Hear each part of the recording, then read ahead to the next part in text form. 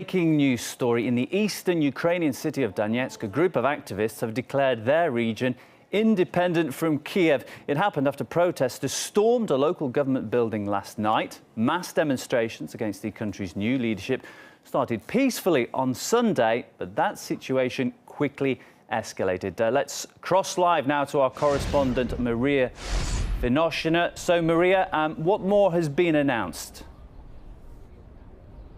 Well, indeed, it seems that tensions are escalating in eastern Ukraine. We hear that in the city of Donetsk, known as the industrial capital of this region, protesters who earlier had occupied the regional government building now announced the creation of Donetsk Sovereign Republic. These people have been asking for their right for self-determination for several weeks already, taking to the streets and occupying governmental buildings. They've been calling on Crimea-style referendum to decide their region's future, and they have been asking for more independence from Kiev, and they have set a deadline for regional deputies to pushing them together for an emergency session to decide this, to make a decision, to vote on this issue. And when their demands were not met, this is what they announced. This is their reaction. So far, we haven't heard about any reaction from Kiev's side, but we have to say that in two other cities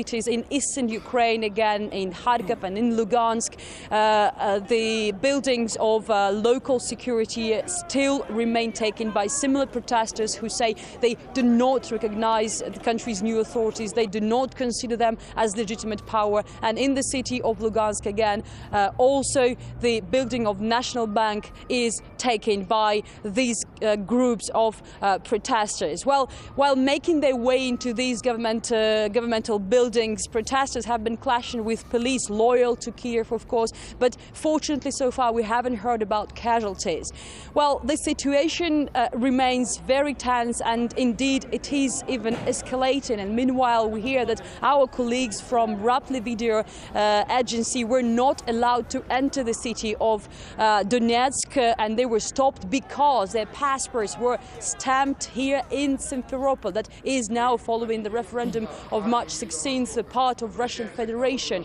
And Kiev's authorities announced that they will not allow anybody on the Ukrainian territory with Simferopol stamp in their passports. And this is a very alarming news. It's not for the first time that media is not allowed on the Ukrainian territory to work, to cover the events there. And this is even something that some members of the OSCE delegation that is now in the city of Kharkiv, the eastern Ukraine's capital, for a 6-month-long mission to monitor the situation there, said they are very worried about. Well, Kiev is also anxious about what's going on and how things are developing in eastern Ukraine, and we know that the country's acting president cancelled all his trips yesterday to be able to monitor closely the situation. We hear that Yulia Tymoshenko is now on her way to the city of Donetsk, and we also hear from Interior Minister that they will do their best to prevent any violence, to avoid what happened in Kiev, but at the same time that